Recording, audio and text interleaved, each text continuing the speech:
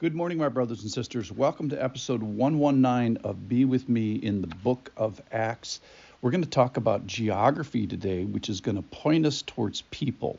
The people are going to point us towards a principle, and then we're going to get very practical at the end. I'm going to title today, Where Are Your Men?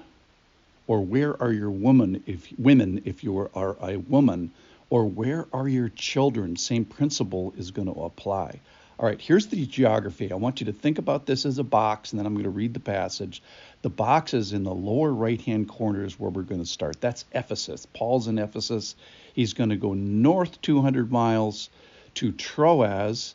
Then he's going to go west 200 miles to leaving Asia and going back over to Europe, to the Macedonia, and eventually down to Greece. So in the lower right-hand corner is Ephesus, that's in Asia. In the upper right-hand corner is Troas.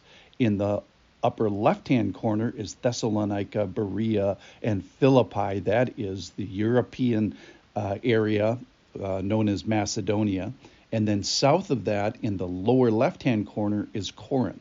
So Paul decides to go from Ephesus, lower right-hand corner, to Corinth, lower left-hand corner, by going around the whole box. Like, why does he go around this box? It makes no geographic sense unless you put people in there. And that's the key. So listen to this passage for both people and location. This is from Acts chapter 20, verse 1.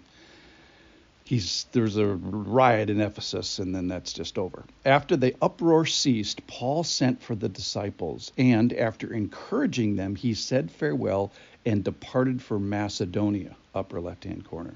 When he had gone through those regions and had given them much encouragement, he came to Greece. There he spent 3 months, and when a plot was made against him by the Jews, he was about to set sail for Syria. He decided to return through Macedonia. Sophater the Berean, son of Pyrrhus, accompanied him, and of the Thessalonians, Aristarchus and Secundus, and Gaius of Derbe, and Timothy, and the Asians, and Tychicus and Trophimus. These went on ahead and were waiting for us at Troas. But we sailed away from Philippi after the days of unleavened bread. And in 5 days we came to them at Troas, where we stayed for 7 days. All right, so we are understanding place, which is crazy because he goes 600 miles when he can just go 200 miles. Why? Why does he do that? It's because of the people. It's the people in the churches that are betwixt and between the places that he's eventually going. So when Paul heads north from Ephesus, he's going through the 7 churches of the book of Revelations, Smyrna, Pergamum, Philippi, and he's going to encourage those churches while he goes to Troas. Then he's going to take a boat west to the European continent, to Macedonia. Why way up there? Well, because that's where Thessalonica and Berea and Philippi are, and he's established churches there. And then he's going to head south through the Macedonian peninsula, going to Greece at the bottom, which is Athens, and then eventually to Corinth. And he's going to spend a good bit of time there. He's been in Ephesus for 2 years, and he's finishing that place, if you will. So here's the lesson that I wanted to get to today is, where are your men? Where are your women? The reason that Paul goes sort of bass-ackwards on this journey and goes this distance, I think, is because of all the people in the 7 churches of the book of Revelation, the people of Thessalonica, the people of Berea, the people of Philippi, maybe the people of Athens, though I don't think it's specifically mentioned, and then finally to the people of Corinth, where he spends a good bit of time. He actually writes the book of Romans there, spending a couple of months. So here's the point here is, my question today is, where are your men? Where are your women? As we read this passage, we find that Paul is full of all kinds of people. He's got a Berean there. He's got a Thessalonian there. He's got a Derbe guy from Derbe there. He's got a guy from Lystra there. That's Timothy. He's got a couple of Ephesians there. They're referred to as Asians. That's because Ephesus is the capital of the Roman province of Asia. There's two guys from Ephesus that are with him. Luke is still with him because he's referring to this trip in the third person with the we, correction, in the plural, excuse me. So here's the practical point is, how do you mentor, disciple, encourage those younger and in the faith? That's what we see Paul doing, those who are not yet in the faith.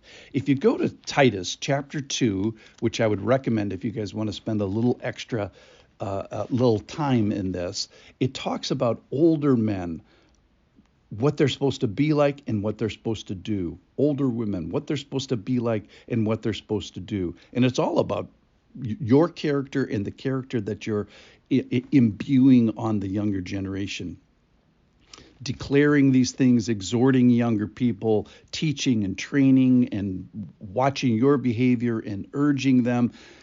And quite frankly, if you read it, it's sort of like it's a little bit overwhelming. But I think the teaching point is, how do you teach and train and be an example by your behavior and urge and show and declare and minister and remind and admonish and be ready? All those things, I think, in our today's society is, you could sum it up as, hey, we have lunch. And then all those things will happen as they follow. So how do you mentor or disciple or encourage those that are younger in the faith? If you're 12 years of age, you can have followers in the church. I am not kidding. I've seen it. If you're 20, you can have followers. If you're 40, you can have people look to you. Generally, they're younger, or at least younger in the faith. Don't let a 12-year-old in your church school you in this concept. Read Titus 2. Find some younger people, or at least younger in the faith. Pull out your phone and schedule a breakfast, schedule a lunch, schedule a dinner. Where are your people? Everybody in the church should have some people that are following them. I'm not talking pastors and pros. I'm talking everybody. Everybody should have someone who's younger than them in the faith that they're encouraging. And what does that mean? That means you have lunch. So let's let the 12-year-olds and the people in the church that sort of get this concept, let them be an encouragement to us right now. I don't care if you're an extrovert or an introvert. Being an introvert actually helps this, I think, this process. So today, here's the teaching point. Here's the take-home practical point is, find somebody in your church, text them today, schedule a breakfast, and begin to have your people. Thanks for listening.